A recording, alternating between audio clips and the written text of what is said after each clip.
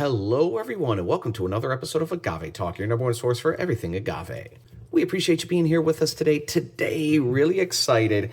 You may know this brand, you may not, but it's definitely something that always gets a lot of great reviews and a lot of love for sure for being a newer brand.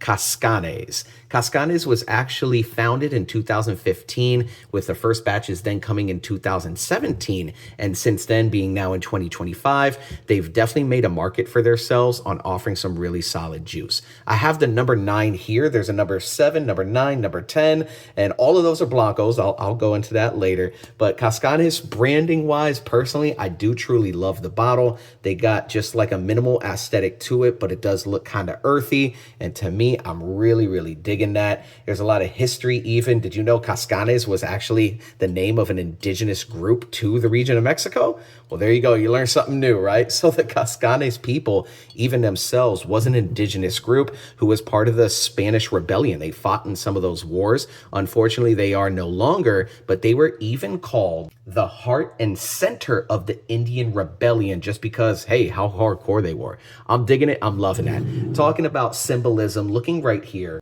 This ancient symbol, this is the healing hand, if you're into that. There's also a great website, highly go recommend, check it out, indigenousmexico.org, where they really talk about, and it's spelled C-A-X, C-A-N-E-S, Caxcanes, right? The Caxcan, the people from Caxcan.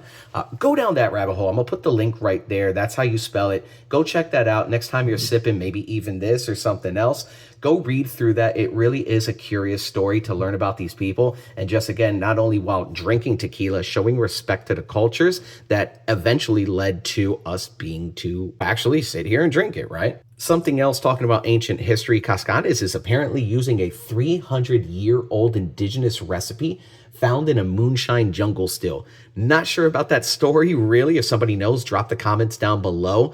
But apparently this recipe of tequila is from a 300-year-old recipe that they just found laying around in some old still. So let's see what that tastes like. The only ingredients they're using is agave and water, no additives whatsoever.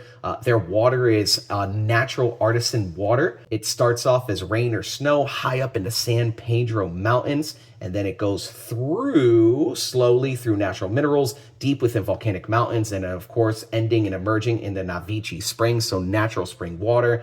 Cazcanes agave is coming from the lowlands, so it's going to be very mineral, right? It's growing in that volcanic earth, that volcanic clay, so it's going to be a mineral forward flavor. They're using natural yeast just around in the distillery, in the air, and then of course, paying attention to details. That's what they're saying they're doing in all of this process. So you will notice this does not have a neck plastic on there.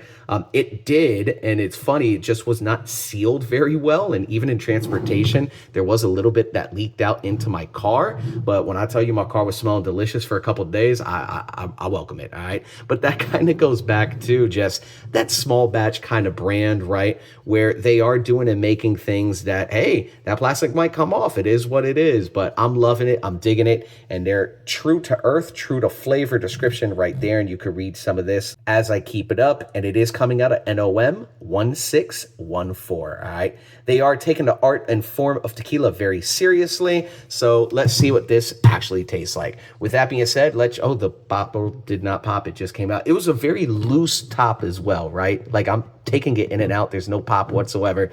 So, hey, outside of that, it is a very nice wooden cork. Again, I'm really digging the branding on this, and I appreciate you being here. If you have not done so already, hit that like and subscribe, as well as follow us on Instagram at Agave Talk, all right? Let me get the cork back in here and taking a look at this. Remember, I said there's a number 7, a number 9, and a number 10. So the number 7 itself is a 40% alcohol Blanco.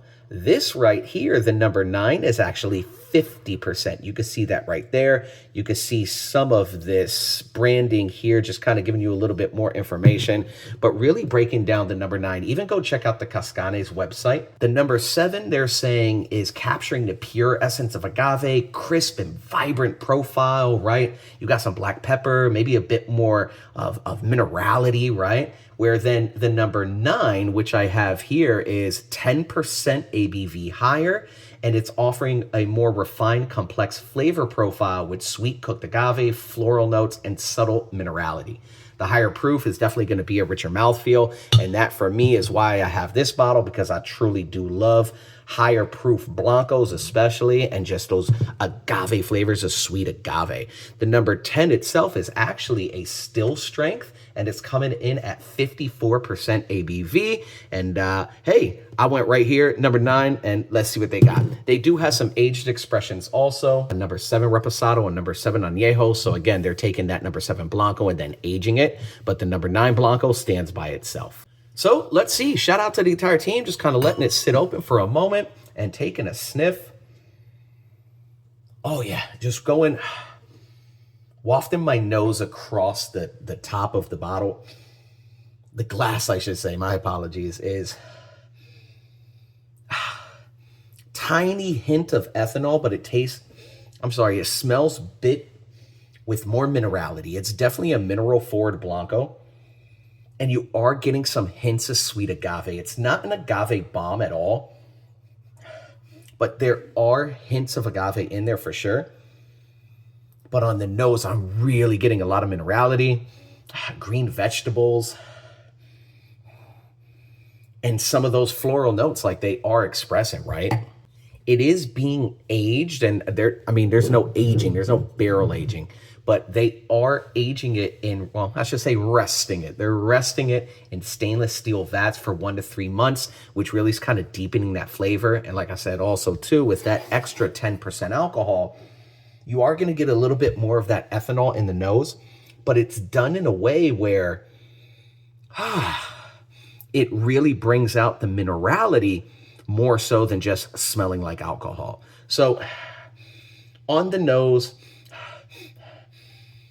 really, it's not so much that cooked agave, but more a bit floral notes to me and that minerality. And I'm about to take a sip. Cheers, everybody.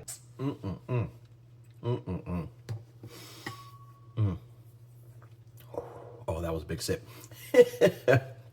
Oh, yeah. As soon as it hits the palate, it definitely has, the mouthfeel on this. It's not dry whatsoever. It's definitely coating your mouth. And you're getting hit with sweet agave, and you're getting hit with minerality for sure. Now, it's not an agave bomb. It's not an agave grenade even. The agave notes, they are there. It is sweet agave, but it's not something where it's like really over the top, which is something I do truly love, really like squeeze juice of agave in my mouth. But this is done in a way where it is that subtle agave with that subtle minerality, and it does have that floral kind of flavor to it. Let me take another sip.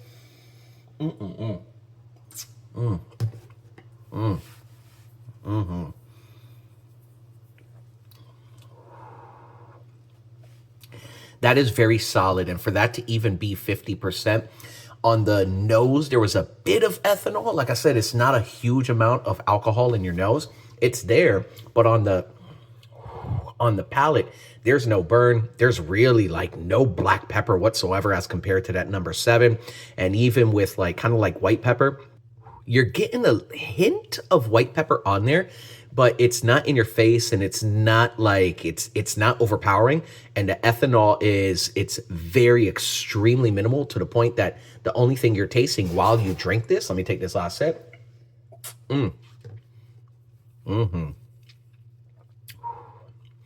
Is smooth, silky, sweet agave, and some minerals on there. For 50%, that is absolutely insane for sure to have that flavor profile, but the team did it. All right, cheers. With that being said, I appreciate you being here. If you have not done so already, hit that like and subscribe, as well as follow us on Instagram at Agave Talk, all right? If you've had the number 7, 9, any of the age expressions, drop it down in the comments below, and I'll see you on the next one.